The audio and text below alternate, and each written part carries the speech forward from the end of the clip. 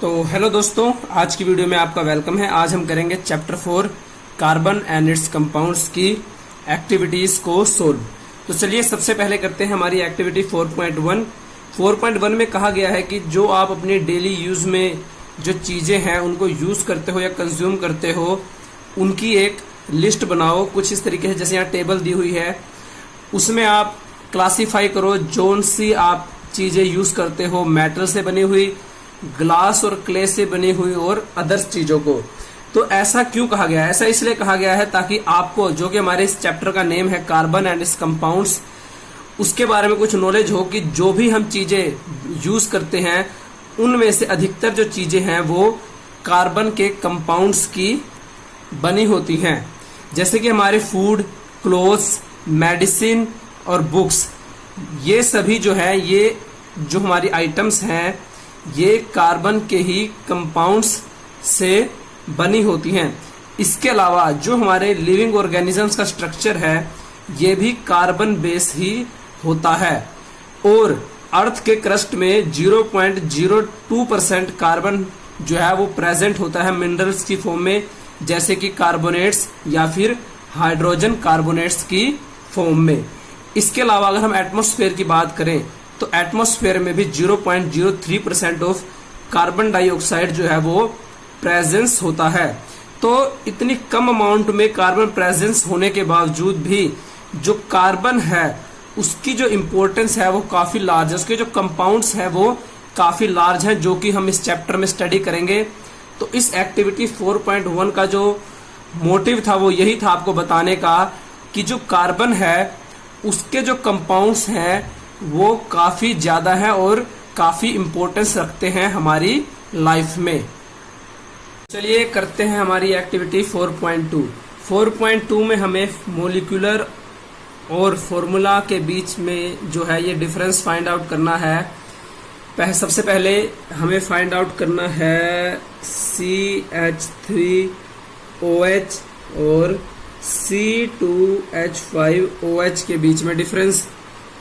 इसके बाद हमें डिफरेंस फाइंड आउट करना है C2H5OH और C3H7OH के बीच। एंड देन इसके बाद हमें जो डिफरेंस फाइंड आउट करना है वो फाइंड आउट करना है C4H9OH के बीच में। तो पहला डिफरेंस कि इन दोनों के बीच में, इसमें सिंगल कार्बन एटम है, इसमें 2 कार्बन एटम्स हैं, इसमें 3 हाइड्रोजन एटम्स हैं, इसमें 5 हाइड्रोजन एटम्स हैं। उसके बाद अगर हम इन दोनों में डिफरेंस, तो सेम डिफरेंस होगा, इसमें 2 कार्बन एटम्स, इसमें 3। तो ये जो है ये इनके फॉर्मूला के बीच में डिफरेंस होगा।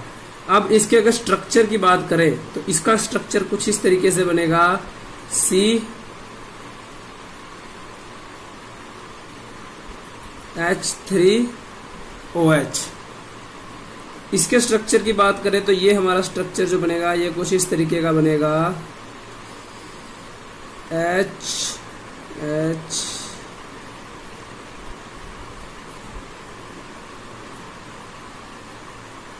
C2H5OH। अगर C3H7OH के स्ट्रक्चर की बात करें तो ये हमारा स्ट्रक्चर कुछ इस तरीके का होगा, H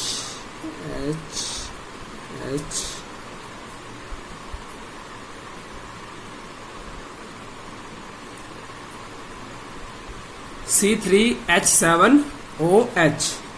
अगर हम C4H9OH के स्ट्रक्चर की बात करें तो ये जो हमारा स्ट्रक्चर होगा ये कुछ इस तरीके का होगा, 1 2 3 4 carbon atoms, 1 2 3 4 5 6 7 8 9 hydrogen atoms and then alcohol. ये हमारा जो है स्ट्रक्चर होगा C4H9OH का। अब अगर इनके केमिकल नेम्स या कॉमन नेम्स की बात करें तो ये जो है ये हमारा है मिथाइल अल्कोहल, ठीक है। और C2H5OH ये हमारा है इथाइल अल्कोहल। उसके बाद C3H7OH, ये है हमारा isopropyl alcohol. And then जो हमारा है C4H9OH, ये है हमारा आइसोब्यूटाइल अल्कोहल। तो ये इनके बीच में जो है डिफरेंस था। अब इसके बाद हमें हमारी एक्टिविटी 4.2 के सेकंड पार्ट में पूछा है क्या इन सभी के बीच में कोई सिमिलैरिटीज भी हैं। तो यस, इनके बीच में सिमिलैरिटी भी है। क्या सिमिलैरिटी है? सबसे पहली सिमिलैरिटी तो ये है कि ये सभी जो हैं ये एक ही फंक्शन जो है हमारी एक ही फंक्शनल ग्रुप को जो है बिलोंग करते हैं, और वो हमारा फंक्शनल ग्रुप है OH।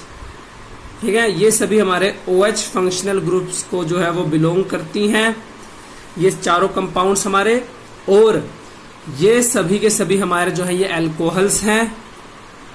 उसके अलावा ये सभी के सभी कार्बन के ही कंपाउंड्स हैं, और इसमें जो है कार्बन एटम्स जो है इंक्रीजिंग ऑर्डर में है, और हर इंक्रीजिंग ऑर्डर के साथ जो अगला कंपाउंड है उसका जो मास है, मोलिकुलर मास, वो 12 AMU से इंक्रीज हो जाता है।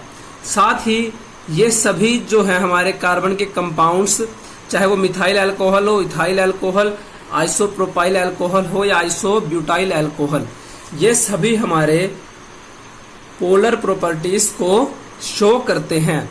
बट जैसे जैसे कार्बन एटम्स इंक्रीज होते जाएंगे तो जो मॉलिक्यूल है उसमें बल्कीनेस आने की वजह से जो पोलर प्रॉपर्टी है वो धीरे धीरे कम होती जाएगी। उसके साथ ही जैसे जैसे जो है ये कंपाउंड्स में मॉलिक्यूलर मास इंक्रीज होता जा रहा है, यानी कि इंक्रीजिंग ऑर्डर में है, तो उसी तरीके से इनका जो मेल्टिंग और बॉइलिंग पॉइंट है वो भी इंक्रीज होता जाएगा। तो जो हमारा मिथाइल अल्कोहल है इसका बॉइलिंग और मेल्टिंग पॉइंट इथाइल अल्कोहल से कम होगा, या यूं कहें कि इथाइल अल्कोहल का जो मेल्टिंग और बॉइलिंग पॉइंट है वो मिथाइल अल्कोहल से ज्यादा होगा। उसी तरीके से आइसोप्रोपाइल अल्कोहल का जो है हमारा मेल्टिंग और बॉइलिंग पॉइंट वो इथाइल अल्कोहल से ज्यादा होगा, और आइसोब्यूटाइल अल्कोहल का मेल्टिंग और बॉइलिंग पॉइंट आइसोप्रोपाइल अल्कोहल से ज्यादा होगा। तो इसके बाद इसी एक्टिविटी 4.2 में हमें कहा गया है कि क्या हम इस फैमिली को होमोलोगस सीरीज कह सकते हैं। तो होमोलोगस सीरीज क्या होती है, पहले मैं आपको ये बता दूं। हमारी जो है होमोलोगस सीरीज, ये हमारी ऐसी सीरीज होती है जिसमें जो हमें कंपाउंड्स दिए हुए हो, पहला वो सभी इंक्रीजिंग ऑर्डर में हो, सेम फंक्शनल ग्रुप को बिलोंग करते हो, और उनकी जो प्रॉपर्टीज हैं वो एक आइटम पे बेस हो। जैसे कि इस अगर हम सीरीज को देखें तो जो ये हमारी सीरीज है ये सभी इंक्रीजिंग ऑर्डर में है, सेम फंक्शनल ग्रुप को बिलोंग करती हैं, और इनकी जो केमिकल और फिजिकल प्रॉपर्टीज हैं वो कार्बन बेस है, यानी एक एटम के बेसिस पर जो है इनकी फिजिकल और केमिकल प्रॉपर्टीज हैं। तो यस, हम इस सीरीज को कह सकते हैं कि ये जो हमारी सीरीज है ये होमोलोगस सीरीज है। इसके बाद इस एक्टिविटी में कहा है कि ऐसी ही किसी और फंक्शनल ग्रुप से जो है वो होमोलोगस सीरीज को जनरेट करो।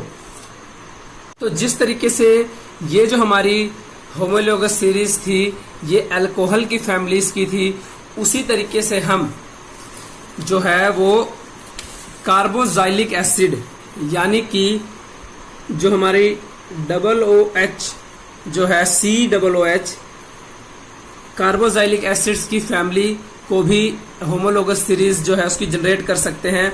जैसे कि सबसे पहली हमारी HCOOH जिसका नाम है हमारा फॉर्मिक एसिड। सेकंड हमारी होगी CH3COOH जिसका हमारा नाम होगा एसिटिक एसिड। इसके बाद C2H5COOH, इसका नाम है हमारा प्रोपायोनिक एसिड। एंड देन C3H7COOH, इसका हमारा नाम है ब्यूटायरिक एसिड। तो अब ये जो है ये हमारी कार्बोक्सिलिक एसिड की फैमिली है, जो कि हमारी होमोलोगस सीरीज भी है, जिसमें जो है इनकी जो प्रॉपर्टीज हैं ये कार्बन एटम बेस हैं और ये सभी एक ही फंक्शनल ग्रुप को जो है वो बिलोंग करती हैं और इसकी फिजिकल और केमिकल प्रॉपर्टीज जो हैं वो कार्बन बेस हैं। तो ये हमारी अनदर जो है वो फैमिली है होमोलोगस सीरीज की, जो हमारी एक्टिविटी 4.2 में हमसे पूछा गया था। तो चलिए करते हैं हमारी एक्टिविटी 4.3। तो 4.3 जो हमारी एक्टिविटी है ये कंबशन बेस है, इसमें आपको फायर का यूज करना है। तो इसे आप अपने घर पे ना कीजिए, उसके लिए आपको टीचर की असिस्टेंस या किसी बड़े की हेल्प की जरूरत होगी। तो इस एक्टिविटी में हमें कहा गया है कि कुछ कार्बन कंपाउंड्स लीजिए, जैसे कि नेफ्थलीन, कैम्फर और अल्कोहल, उन्हें बर्न कीजिए और नेचर का जो फ्लेम है, फ्लेम का नेचर है, उसको ऑब्जर्व करो और नोट करो। तो जब हम नेफ्थलीन, कैम्फर और अल्कोहल को बर्न करेंगे, कुछ इस तरीके से मान लीजिए हमने एक स्पैटुला लिया और बर्नर पे हम इसको जब बर्न करेंगे तो सबसे पहले अगर हम अल्कोहल्स को बर्न करेंगे, जो हमारी अल्कोहल्स हैं इनको बर्न करेंगे तो ब्लू कलर की जो है वो फ्लेम प्रोड्यूस होगी। उसके दूसरी तरफ अगर हम कैम्फर या फिर नेफ्थलीन को बर्न करेंगे तो जो फ्लेम है वो येलो कलर की प्रोड्यूस होगी, राइट। इसके बाद इसी एक्टिविटी में हमें कहा गया है कि अगर आप इस फ्लेम के ऊपर एक मेटल प्लेट को रखो, इस फ्लेम के ऊपर एक मेटल प्लेट को रखो, तो क्या उस प्लेट पे आपको कुछ डिकम्पोजिशन जो है वो मिलता है? तो इसका आंसर होगा यस।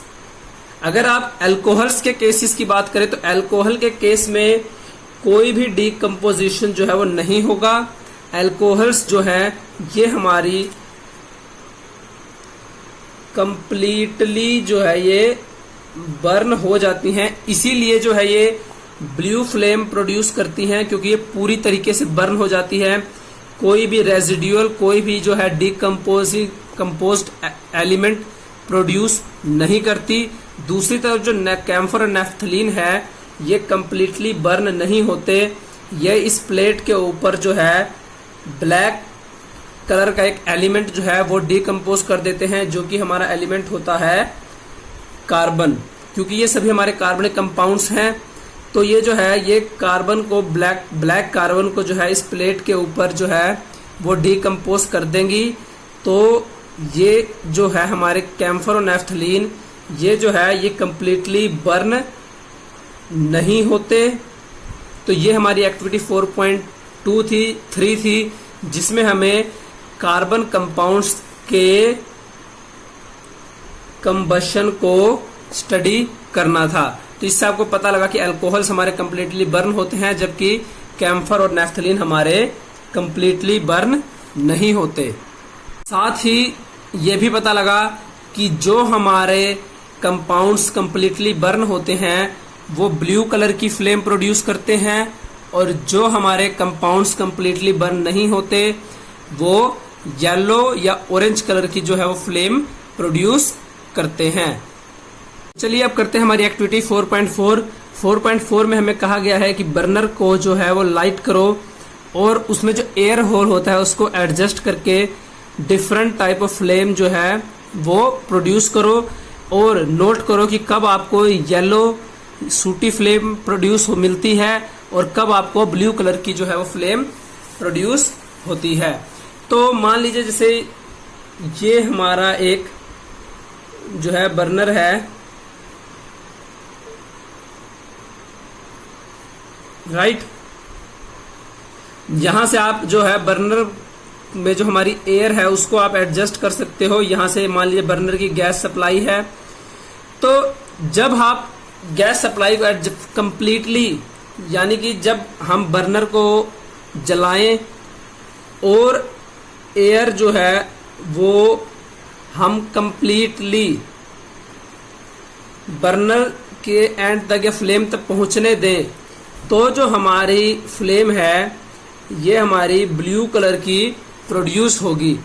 बट अगर हम इसको इस तरीके से एडजस्ट करें कि जो हमारी एयर है ये सफिशिएंट अमाउंट में बर्नर तक ना पहुंचे, या फ्लेम को जलने के लिए या कंप्लीटली बर्न होने के लिए जितनी ऑक्सीजन की, जितनी एयर की जो रिक्वायरमेंट है वो ना मिले, तो जो हमारी फ्लेम है वो येलो या ऑरेंज कलर की जो है वो प्रोड्यूस होगी। तो इस एक्टिविटी से हमें क्या पता लगा? इस एक्टिविटी से हमें पता लगा कि जो हमारे एलिमेंट्स है या हमारे कंपाउंड्स है उनको कंप्लीटली जो है बर्न होने के लिए जो है वो एयर की यानी कि ऑक्सीजन की रिक्वायरमेंट होती है। अगर ऑक्सीजन की सफिशिएंट अमाउंट में जो जितनी रिक्वायरमेंट है वो इनको मिलती है, तो जो फ्लेम है वो ब्लू कलर की फ्लेम प्रोड्यूस होगी। और मैंने आपको पिछली एक्टिविटी में बताया था कि अगर ब्लू कलर की जो फ्लेम है वो प्रोड्यूस होती है, इसका मतलब कि है जो कंबशन है वो कंप्लीट कंबशन हो रहा है। बट इन केस जो है सफिशिएंट अमाउंट ऑफ ऑक्सीजन जो है हमारे कंपाउंड्स को नहीं मिलती, तो येलो और ऑरेंज कलर की जो है वो फ्लेम प्रोड्यूस होगी।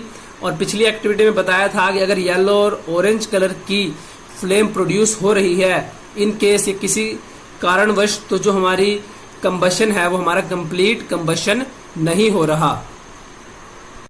For more updates, subscribe to our channel, click the show links and enjoy watching the videos.